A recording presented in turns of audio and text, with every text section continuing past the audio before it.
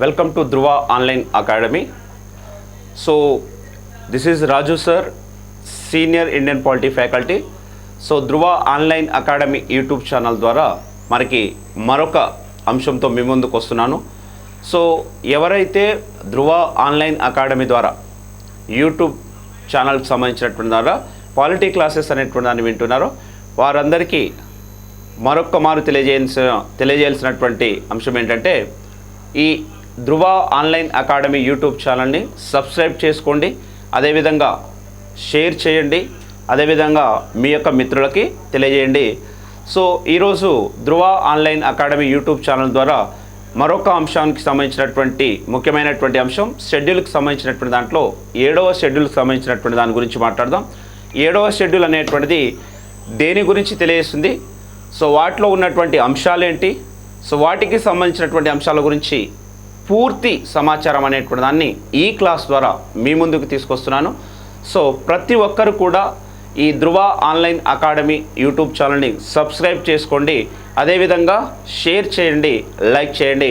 So ఈరోజు ధృవ online academy YouTube ఛానల్కి సంబంధించినటువంటి దాంట్లో మనకి 7వ షెడ్యూల్కి సంబంధించినటువంటి అంశం కేంద్ర రాష్ట్రాల మధ్య అధికారాల విభజనకు సంబంధించినటువంటి అంశం గురించి మాట్లాడదాం. సో కాబట్టి కేంద్ర రాష్ట్రాల మధ్య అధికారాల విభజన జరిగింది, మరి ఎలా జరిగింది, ప్రస్తుతం కేంద్ర జాబితాలో ఉన్న అంశాలేంటి, రాష్ట్ర జాబితాలో ఉన్నటువంటి అంశాలేంటి, ఉమ్మడి జాబితాలో ఉన్నటువంటి అంశాలేంటి అనేటువంటి వాటి గురించి ఈ క్లాస్లో మనం చర్చిద్దాం. సో ఇక్కడ కేంద్ర రాష్ట్రాల మధ్య అధికారాల విభజన అనేటువంటిది జరిగింది. మరి కేంద్ర రాష్ట్రాల మధ్య అధికారాల విభజనకు సంబంధించినటువంటి దాంట్లో మనకి కేంద్ర రాష్ట్రాల మధ్య అధికారాల విభజన గురించి 7వ షెడ్యూల్ తెలియజేస్తుందండి. 7వ షెడ్యూల్ 7 కేంద్ర రాష్ట్రాల మధ్య అధికారాల విభజన లేదా పంపిణీ గురించి తెలియజేస్తుంది.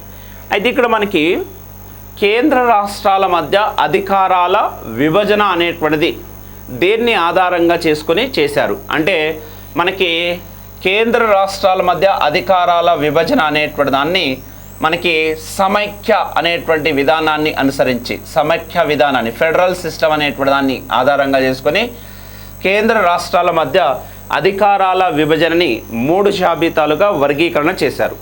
అంటే వాస్తవమైనటువంటి రాజ్యాంగంలో సమైక్య అనేటువంటి పదాన్ని చేర్చలేదు. సమైక్యకు బదులుగా చేర్చినటువంటి పదం యూనియన్ అనేటువంటి పదం. అయితే ఇక్కడ భారతదేశం పరిపాలనా సౌలభ్యం కోసం సమైక్య విధానాన్ని అనుసరిస్తుంది. కాబట్టి పరిపాలనా సౌలభ్యం కోసం సమైక్య విధానాన్ని అనుసరిస్తుంది. కాబట్టి సమైక్య విధానాన్ని అనుసరించి కేంద్ర రాష్ట్రాల మధ్య అధికారాల విభజనని 3 జాబితాలుగా వర్గీకరణ చేశారు. కాబట్టి కేంద్ర రాష్ట్రాల మధ్య అధికారాల విభజన గురించి రాజ్యాంగంలోని ఎన్నవ షెడ్యూల్ తెలియజేస్తుందంటే 7వ షెడ్యూల్ తెలియజేస్తుంది. కాబట్టి 7వ షెడ్యూల్ అనేటువంటిది కేంద్ర రాష్ట్రాల మధ్య అధికారాల విభజన గురించి తెలియజేస్తుంది. మరి అదేవిధంగా ఆర్టికల్ ప్రకారం చూస్తే ఆర్టికల్ 246 ఇది కూడా కేంద్ర రాష్ట్రాల మధ్య అధికారాల విభజన లేదా పంపిణీ గురించి తెలియజేస్తుంది. కాబట్టి ఆర్టికల్ 246 ఈక్వల్ టు షెడ్యూల్ 7 అని చెప్పొచ్చు. షెడ్యూల్ 7. కాబట్టి షెడ్యూల్ 7 ఏదైతే అంశాలను తెలియజేస్తుందో ఆర్టికల్ 246 కూడా అదే అంశాన్ని తెలియజేస్తుంది. కాబట్టి సమైక్య అనేటువంటి విధానాన్ని అనుసరించి కేంద్ర రాష్ట్రాల మధ్య అధికారాల విభజనని 3 జాబితాలుగా వర్గీకరణ చేశాం. సో కాబట్టి ఫస్ట్ వన్ ఇక్కడ కేంద్ర జాబితా,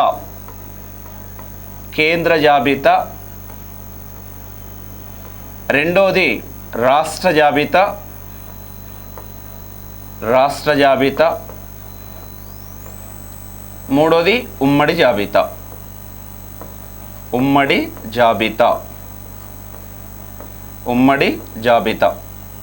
కాబట్టి సమైక్య విధానాన్ని అనుసరించి పరిపాలనా సౌలభ్యం కోసం సో ఇక్కడ కేంద్ర రాష్ట్రాల మధ్య అధికారాల విభజనని 3 జాబితాలుగా వర్గీకరణ చేశాం. కేంద్ర జాబితా, రాష్ట్ర జాబితా, ఉమ్మడి జాబితా. సో ఇక్కడ కేంద్ర జాబితాకు సంబంధించినటువంటి దాంట్లో మనకి కేంద్ర జాబితాలో ప్రస్తుతం ఎన్ని అంశాలు ఉన్నాయంటే కేంద్ర జాబితాలో 98 అంశాలు ఉన్నాయి. అదేవిధంగా రాష్ట్ర జాబితాలో ప్రస్తుతం ఎన్ని అంశాలు ఉన్నాయంటే 59 అంశాలు ఉన్నాయి. అదేవిధంగా ఉమ్మడి జాబితాలో ప్రస్తుతం ఎన్ని అంశాలు ఉన్నాయంటే 52 అంశాలు ఉన్నాయి. ఇవి కేంద్ర రాష్ట్ర ఉమ్మడి జాబితాకు సంబంధించినటువంటి అంశాలు. అయితే దీంట్లో ఒక్కొక్క జాబితా గురించి మనం నేర్చుకున్నట్లయితే ఈ 7వ షెడ్యూల్ అనేటువంటిది పూర్తవుతుంది. కాబట్టి ఫస్ట్ వన్ మనకి కేంద్ర జాబితా. ఫస్ట్ వన్ కేంద్ర జాబితా. కేంద్ర జాబితా. కేంద్ర జాబితా. సో ఇక్కడ కేంద్ర జాబితాకు సంబంధించినటువంటి దాంట్లో మనకి ప్రారంభంలో ఈ జాబితాలోని అంశాల సంఖ్య, ప్రారంభంలో ఈ జాబితాలోని అంశాల సంఖ్య,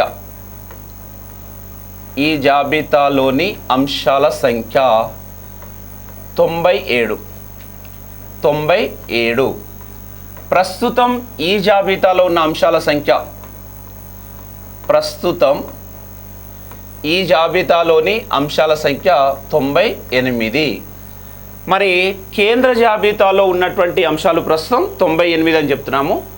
ఈ 98 అంశాలపై శాసనాలను రూపొందించేటటువంటి అధికారం కేంద్రానికి మాత్రమే ఉంటుంది. కేంద్రానికి మాత్రమే ఉంటుంది. అంటే కేంద్ర జాబితాలో ఉన్నటువంటి అంశాలపై చట్టాలను లేదా శాసనాలను రూపొందించేటటువంటి అధికారం కేంద్ర ప్రభుత్వానికి మాత్రమే ఉంటుంది.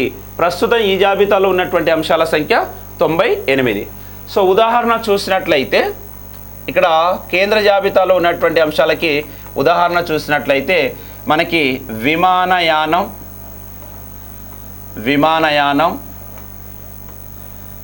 లేదా నెక్స్ట్ విదేశీ వ్యవహారాలు,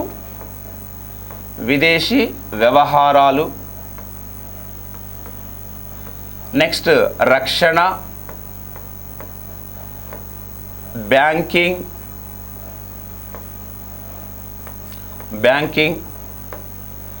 పోస్ట్ ఆఫీస్, నెక్స్ట్ అదేవిధంగా మనకి వీటితో పాటుగా పౌరసత్వం, హైకోర్టు,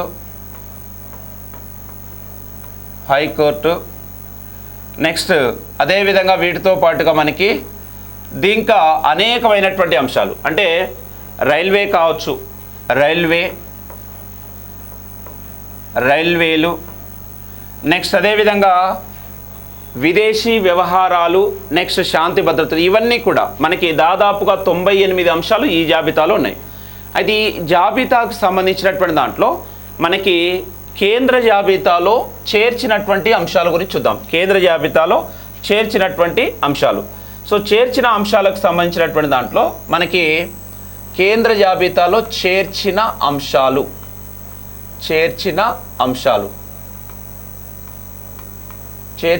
చూద్దాం. సో ఇక్కడ ఫస్ట్ వన్ 1956లో 6వ రాజ్యాంగ సవరణ చట్టం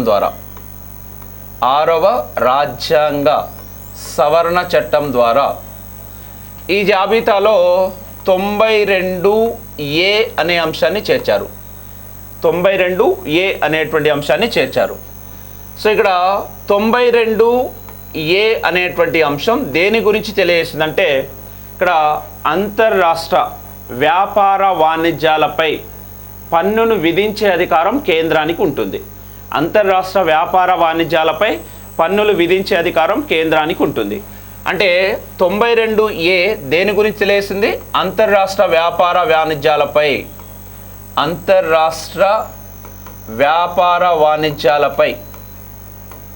పన్నును విధించే అధికారం కేంద్రానికి ఉంటుంది.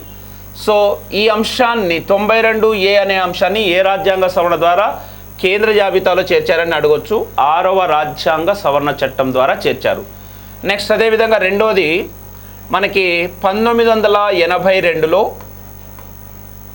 46వ రాజ్యాంగ సవరణ చట్టం ద్వారా కేంద్ర జాబితాలో 92B అనే అంశాన్ని చేర్చారు. 92B అనేటువంటి అంశాన్ని చేర్చారు.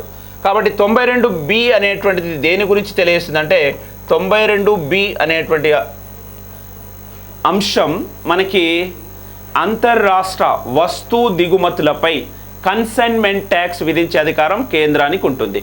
అంతర్రాష్ట్ర వస్తు దిగుమతులపై అంతర్రాష్ట్ర వస్తువు దిగుమతులపై కన్సైన్మెంట్ ట్యాక్స్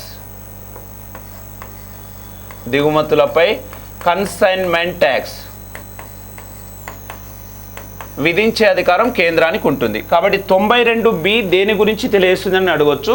కన్సైన్మెంట్ ట్యాక్స్ గురించి తెలియజేస్తుంది. అంటే కన్సైన్మెంట్ ట్యాక్స్ విధించేది ఎవరంటే కేంద్రం. ఏ సంవత్సరంలో కన్సైన్మెంట్ ట్యాక్స్ అంశాన్ని చేర్చామంటే 1982లో 46వ రాజ్యాంగ సవరణ చట్టం ద్వారా చేర్చాం. నెక్స్ట్ మూడోది 2003లో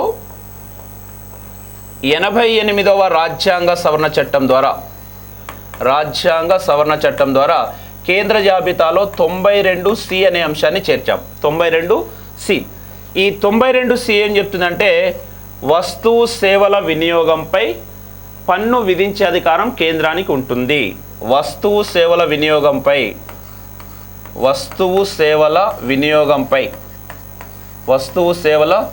వినియోగంపై పన్ను విధించే అధికారం కేంద్రానికి ఉంటుంది.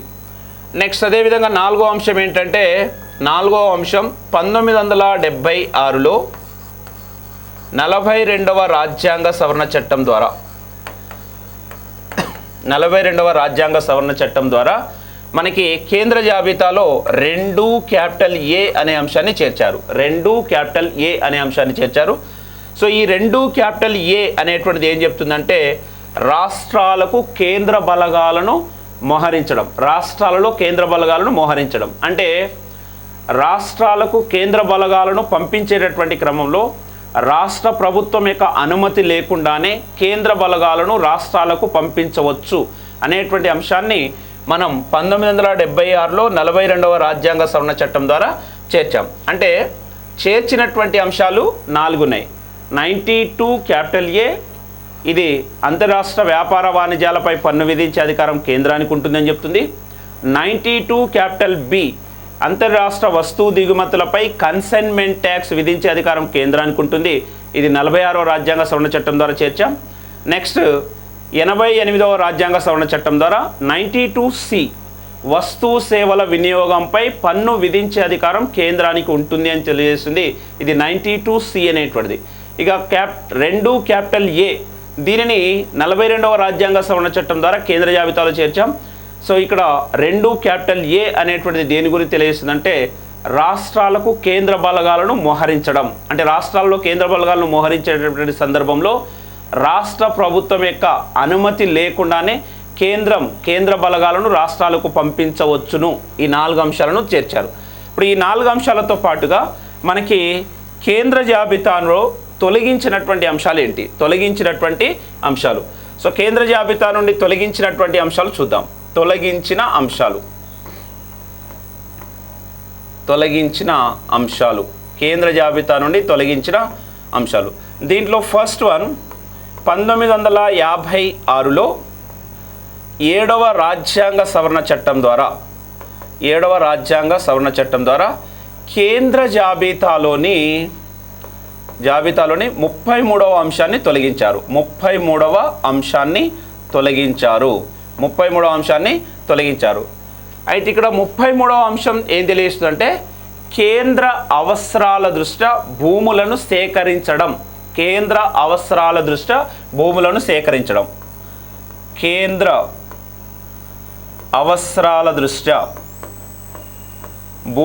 సేకరించడం. సో ఈ అంశాన్ని తొలగించారండి. ప్రస్తుతం లేదు. ఇది 7వ రాజ్యాంగ సవరణ ద్వారా 33వ అంశాన్ని తొలగించారు.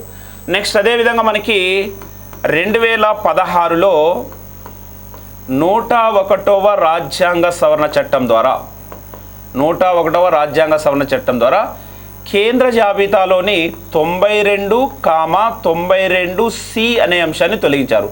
92,92C అనేటువంటి అంశాన్ని తొలగించారు. ఇక్కడ 92 అనేటువంటి అంశం ఏం చెప్తుందంటే 92వ అంశం వార్తాపత్రికల అమ్మకం, వార్తాపత్రికల కొనుగోలు వార్తాపత్రికల్లో వచ్చినటువంటి ప్రకటనలపై పన్ను. వార్తాపత్రికల అమ్మకం, వార్తాపత్రికల కొనుగోలు, వార్తాపత్రికల్లో వచ్చినటువంటి ప్రకటనలపై పన్ను. సో ఇది 2016 వరకు దీనిపై ట్యాక్స్ విధించే అధికారం కేంద్రానికి ఉండేది. అయితే 2016లో ఏం చేశారు, ఈ అంశాన్ని తొలగించి దీనిని జిఎస్టీలోకి కలిపేశారు. నెక్స్ట్ 92C వస్తువు సేవల వినియోగంపై పన్ను అనేటువంటిది ఉండేది. సో దీన్ని కూడా జిఎస్టీలోకి కలిపేశారు. అంటే 92C అనేటువంటి వాటిని జిఎస్టీలో కలిపేశారు. కాబట్టి ప్రస్తుతం తొలగించినవి ఎన్ని? 3. ప్రారంభంలో ఎన్ని అంశాలు ఉండేవి? 97 అంశాలు. చేర్చినవి ఎన్ని? 4. కూడితే 101. అంటే 2016 వరకు కేంద్ర జాబితాలో ఎన్ని అంశాలు ఉండేవి అంటే మనకి 101 అంశాలు ఉండేవి.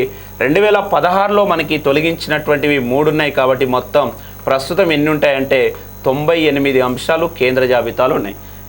98 అంశాలు కేంద్ర జాబితాలు ఉన్నాయి. కాబట్టి ఇది క్లారిటీ అండి. చేర్చినటువంటివి అనగా మనకి 4 అంశాలు ఉన్నాయి. తొలగించినవి ఎన్ని ఉన్నాయంటే 3 అంశాలు ఉన్నాయి. ప్రస్తుతం ఎన్ని అంశాలు ఉన్నాయంటే 98 అంశాలు ఉన్నాయి. కాబట్టి కేంద్ర జాబితాలో ఉన్నటువంటి అంశాలపై శాసనాలు లేదా చట్టాలు చేసేటి లేదా చట్టాలను రూపొందించే అధికారం కేంద్రానికి మాత్రమే ఉంటుంది అనేటువంటి దాన్ని మనం గ్రహించాలి. ప్రస్తుతం కేంద్ర జాబితాలో ఎన్ని అంశాలు ఉన్నాయంటే 98. అంటే ఇక్కడ మనకి 1935 భారత ప్రభుత్వ చట్టం ప్రకారం 1935 భారత ప్రభుత్వ చట్టం ప్రకారం కేంద్ర జాబితాలో 59 అంశాలు ఉండేవి. అదే స్వాతంత్ర అనంతరం 1950 నాటికి కేంద్ర జాబితాలో 97 అంశాలు, 2023 నాటికి కేంద్ర జాబితాలో ఉన్న అంశాలు 98 అంశాలు అనేటువంటి గుర్తుంచుకోవాలి. ఇది కేంద్ర జాబితాకు సంబంధించినటువంటి అంశాలు. ఇక నెక్స్ట్ దీని తర్వాత రాష్ట్ర జాబితాకు సంబంధించిన అంశం చూద్దాం. రాష్ట్ర జాబితాకు సంబంధించినటువంటి దాంట్లో మనకి రాష్ట్ర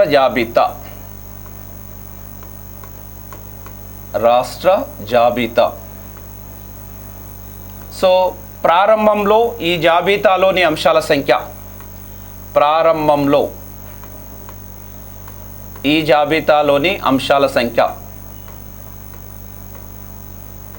ఈ జాబితాలోని అంశాల సంఖ్య 66.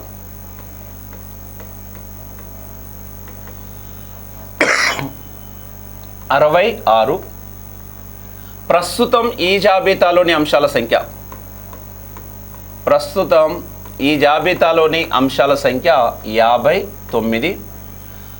సో రాష్ట్ర జాబితాలో పేర్కొన్నటువంటి అంశాలపై శాసనాలు లేదా చట్టాలను రూపొందించేటటువంటి అధికారం రాష్ట్ర ప్రభుత్వానికి మాత్రమే ఉంటుంది. కాబట్టి ఈ జాబితాలో పేర్కొన్నటువంటి అంశాలపై శాసనాలను రూపొందించే అధికారం ఎవరికి ఉంటుందండి? రాష్ట్ర ప్రభుత్వానికి మాత్రమే ఉంటుంది. సో ఉదాహరణ చూసినట్లయితే ఈ జాబితాకు సంబంధించిన దాంట్లో ఉదాహరణ కనుక మనం గమనించినట్లయితే ఈ జాబితాకు సంబంధించినటువంటి దాంట్లో వ్యవసాయం,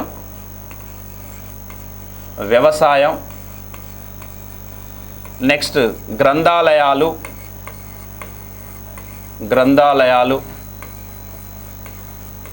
అదేవిధంగా మనకి దీంతోపాటు స్థానిక సంస్థలు,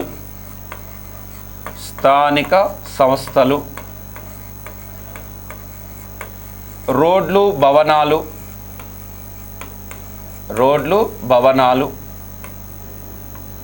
చేపల పెంపకం, చిన్న నీటి పారుదల,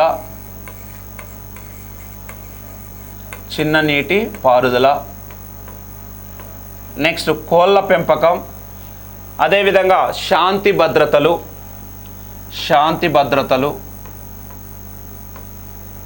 సో ఇవన్నీ కూడా మనకి దీంట్లో వచ్చేటటువంటి అంశాలని చెప్పొచ్చు. అయితే మనకి రాష్ట్ర జాబితాకు సంబంధించినటువంటి దాంట్లో రాష్ట్ర జాబితాలో ప్రారంభంలో 66 అంశాలు ఉండేవి. ఈ 66 అంశాలకు సంబంధించినటువంటి దాంట్లో మనకి 1976లో 42వ రాజ్యాంగ సవరణ చట్టం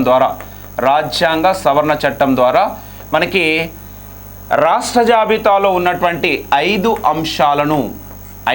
అంశాలను ఉమ్మడి జాబితాలోకి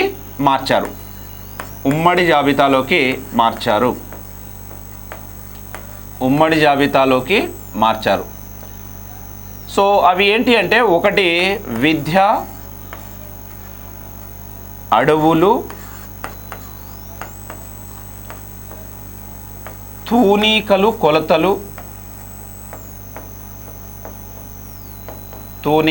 కొలతలు, నెక్స్ట్ వన్యప్రాణులు, అటవీ సంరక్షణ,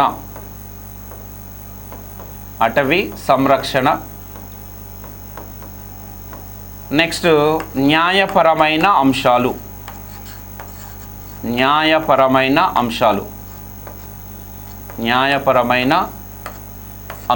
అంటే ఈ న్యాయపరమైన అంశాలకు సంబంధించిన దాంట్లో సుప్రీంకోర్టు, హైకోర్టు మినహాయించి దిగువ న్యాయస్థానాలని అర్థం. కాబట్టి 1976లో 42వ రాజ్యాంగ సవరణ చట్టం ద్వారా రాష్ట్ర జాబితాలోని 5 అంశాలను ఉమ్మడి జాబితాలోకి మార్చారు. విద్య, అడవులు, తూనికలు కొలతలు, వన్యప్రాణులు, అటవీ సంరక్షణ, న్యాయపరమైనటువంటి అంశాలని చెప్తున్నాం. నెక్స్ట్ అదేవిధంగా ఈ రాష్ట్ర జాబితాకు సంబంధించినటువంటి దాంట్లో మనకి తొలగించిన అంశాలు, రాష్ట్ర జాబితా నుండి తొలగించిన అంశాలు. సో తొలగించినటువంటి అంశాలకు సంబంధించినటువంటి దాంట్లో మనకి తొలగించిన అంశాలు ఏంటి అంటే, సో ఇక్కడ ఒకటి 52వ అంశం, రాష్ట్ర జాబితాలోని 52వ అంశం, అదేవిధంగా 55వ అంశం, ఈ రెండింటిని తొలగించారండి. 52వ అంశం ఏం చెప్తుందంటే, 52వ అంశం మనకి ప్రవేశ పన్ను గురించి తెలియజేసేది. ప్రవేశ పన్ను, ఎంట్రీ ట్యాక్స్ అని చెప్తాం. అయితే ఈ ఎంట్రీ ట్యాక్స్ పై పన్ను విధించేటటువంటి అధికారం రాష్ట్రానికి ఉండేది. అయితే ఈ ఎంట్రీ ట్యాక్స్ అంటే అర్థం ఏంటంటే, ఒక ప్రాంతం నుండి మరో ప్రాంతానికి వెళ్ళి ఏదైనా వస్తువును అమ్మాలి అనుకుంటే అక్కడ ఖచ్చితంగా ప్రవేశ పన్ను చెల్లించాలి. ఆ విధంగా ప్రవేశ పన్నును విధించేటటువంటి అధికారం రాష్ట్రానికి ఉండేది. అయితే ఈ రాష్ట్రానికి ఉన్నటువంటి ఈ అంశాన్ని 2016లో 101వ రాజ్యాంగ సవరణ చట్టం ద్వారా ఏం చేశారంటే జిఎస్టీలోకి కలిపేశారు. కాబట్టి ప్రవేశ పన్నుపై ప్రస్తుతం రాష్ట్ర ప్రభుత్వం ట్యాక్స్ విధించవచ్చా అంటే రాష్ట్ర ప్రభుత్వం విధించడానికి అవకాశం లేదు, దీన్ని జిఎస్టీలో కలిపేశారు. నెక్స్ట్ రెండోది 55వ అంశం అంటున్నాం. రాష్ట్ర జాబితాలో ఉన్నటువంటి 55వ అంశం. 55వ అంశం దేనికి సంబంధించిందంటే, ఇక్కడ మనకి రేడియో, దూరదర్శన్, టెలివిజన్లో వచ్చేటటువంటి ప్రకటనలపై పన్ను కాకుండా ఇతర మార్గాల ద్వారా ఏవైతే ప్రకటనలు ఉంటాయో వాటిపై పన్ను విధించే అధికారం రాష్ట్రానికి ఉండేది. అంటే ఫర్ ఎగ్జాంపుల్ ఇప్పుడు మనకి హోర్డింగ్ల ద్వారా ఏదైనా యాడ్స్ ఇచ్చినప్పుడు ఆ యాడ్స్కి సంబంధించినటువంటి ట్యాక్స్ విధించేటటువంటి అధికారం రాష్ట్ర ప్రభుత్వానికి ఉండేది. సో అలాంటి హోర్డింగ్ ద్వారా కానీ లేదా సినిమా థియేటర్లో వచ్చేటటువంటి ప్రకటనలకు సంబంధించినటువంటివి, సో ఇలాంటి వాటిపై ట్యాక్స్ విధించేటటువంటి అధికారం రాష్ట్రానికి ఉండేది. అయితే ఎప్పుడైతే జిఎస్టీ అనేటువంటిది అమల్లోకి వచ్చిందో ఈ అంశాన్ని తీసుకెళ్ళి జిఎస్టీలో కలిపేశారు. కాబట్టి ఇక్కడ 55వ అంశం అనేటువంటి దాన్ని 52వ అంశం అనేటువంటి వాటిని 2016లో 101వ రాజ్యాంగ సవరణ చట్టం ద్వారా తొలగించారు. కాబట్టి మనకి ఇక్కడ ప్రస్తుతం రాష్ట్ర జాబితాలో ఎన్ని అంశాలు ఉన్నాయంటే, ఇక్కడ ప్రారంభంలో 66 అంశాలు ఉండేవి, 5ని తీసుకెళ్ళి ఎందులో కలిపేశాం, ఉమ్మడి జాబితాలోకి. కాబట్టి ఇక్కడ ఎన్ని ఉన్నాయి, 61. మళ్ళీ జిఎస్టీ అమల్లోకి వచ్చినప్పుడు 61 నుంచి 2 తీసేశారు. ప్రస్తుతం ఎన్ని ఉన్నాయి, 59.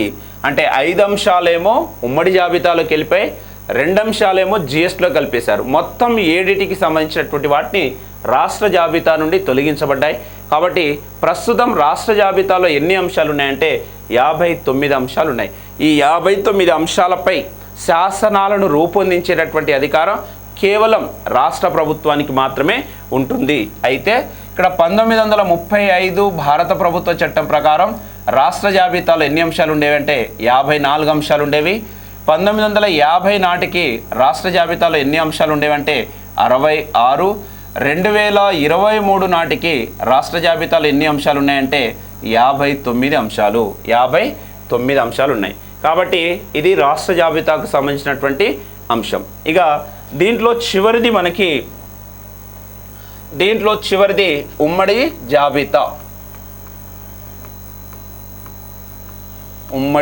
జాబితా. సో ఇక్కడ ఉమ్మడి జాబితాకు సంబంధించినటువంటి దాంట్లో మనకి ప్రారంభంలో ఈ జాబితాలోని అంశాల సంఖ్య, ఈ జాబితాలోని అంశాల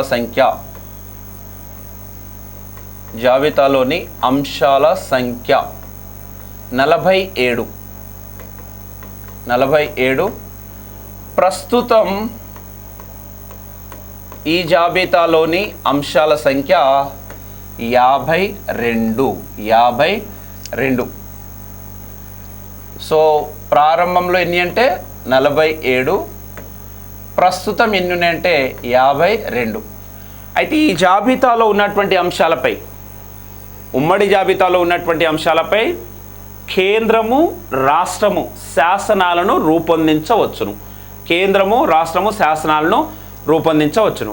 అయితే ఇక్కడ మనం గమనించాల్సింది ఏంటంటే ఆర్టికల్ 254 ప్రకారం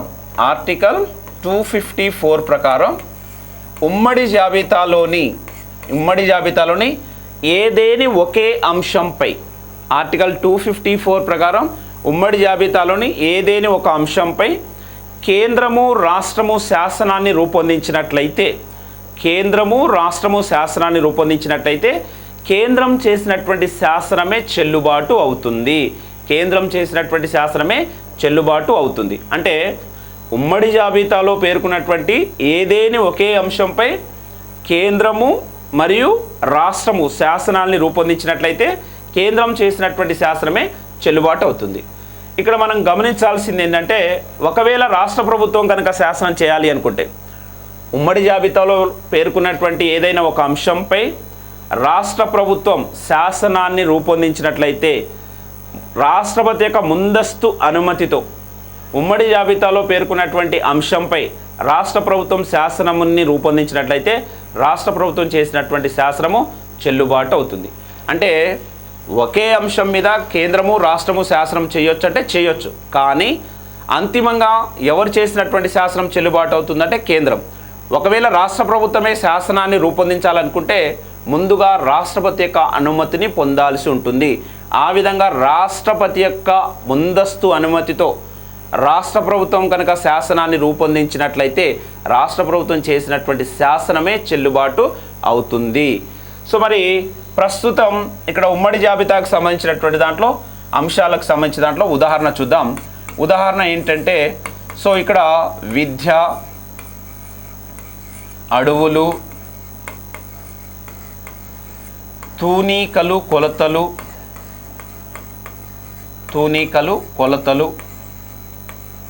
సో వన్యప్రాణులు, అటవీ సంరక్షణ,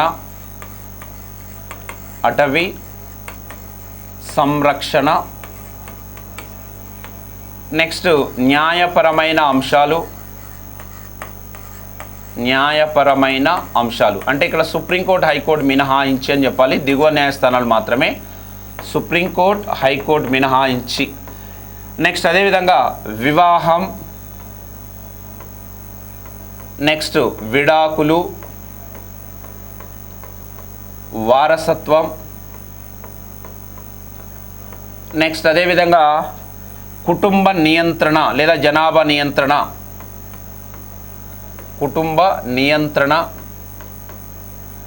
next CrPC criminal procedure code, ఇలా అనేకమైనటువంటి అంశాలు ఉన్నాయి. అయితే ఇక్కడ ఈ 5 అంశాలు ఏవైతే ఉన్నాయో విద్య, అడవులు, తూనికలు కొలతలు, వన్యప్రాణులు, అటవీ సంరక్షణ, న్యాయపరమైనటువంటి అంశాలు, వీటిని 1976లో 42వ రాజ్యాంగ సవరణ చట్టం ద్వారా రాష్ట్ర జాబితా నుండి ఉమ్మడి జాబితాలోకి మార్చారు. సో కాబట్టి ఇక్కడ మనకి ఉమ్మడి జాబితాకు సంబంధించినటువంటి అంశాలు ఇవి. అదేవిధంగా మనకి దీంతో పాటుగా అంటే ఉమ్మడి జాబితాతో పాటుగా మనకి ప్రస్తుతం ఈ 3 జాబితాలు ఏవైతే ఉన్నాయో ఈ 3 జాబితాలో లేనటువంటి అంశాలని అవశిష్ట అంశాలు అంటారండి. అవశిష్ట అంశాలు, పై 3 జాబితాలో లేని అంశాలని అవశిష్ట అంశాలు అంటారు. అవశిష్ట అంశాలు అంటారు. సో ఇక్కడ అవశిష్ట అంశాలు అనేటువంటి వాటిని కెనడా నుండి గ్రహించాం. ఇక్కడ అవశిష్ట అంశాలపై చట్టాలను రూపొందించేటటువంటి అధికారం పార్లమెంటుకు ఉంటుంది. పార్లమెంటుకు మాత్రమే ఉంటుంది అవశిష్ట అంశాల గురించి. సో అవశిష్ట అంశాలు ఉన్నటువంటి అంశాలపై చట్టాలు రూపొందించే అధికారం పార్లమెంటుకు ఉంటుంది. అవశిష్ట అంశాల గురించి తెలియజేసే ఆర్టికలే ఆర్టికల్ 248. ఆర్టికల్ 248. కాబట్టి ఆర్టికల్ 248 ప్రకారం అవశిష్ట అంశాలపై చట్టాలను రూపొందించే అధికారం పార్లమెంటుకు ఉంటుంది. అయితే ఏదైనా ఒక అంశం అవశిష్టమా కాదా అని నిర్ణయించేది మాత్రం సుప్రీంకోర్టు. ఏదైనా ఒక అంశం అవశిష్టమా కాదా అని నిర్ణయించేటటువంటి అధికారం సుప్రీంకోర్టుకు ఉంటుంది. కాబట్టి సుప్రీంకోర్టు నిర్ణయించినటువంటి అంశాలపై చట్టాలను రూపొందించినటువంటి అధికారం పార్లమెంటుకు మాత్రమే ఉంటుంది. అయితే ఇక్కడ అవశిష్ట అంశాలకు సంబంధించినటువంటి దాంట్లో అమెరికా, ఆస్ట్రేలియా వంటి దేశాల్లో అవశిష్ట అంశాలపై చట్టాలను రూపొందించేటటువంటి అధికారం రాష్ట్ర ప్రభుత్వాలకు కల్పించారు. కానీ భారతదేశంలో అవశిష్ట అంశాలపై చట్టాలు రూపొందించేటటువంటి అధికారం కేవలం పార్లమెంటుకు మాత్రమే ఉంటుంది అని చెప్పొచ్చు. ఇది మనకి కేంద్ర రాష్ట్రాల మధ్య అధికారాల విభజనకు సంబంధించినటువంటి అంశం అండి.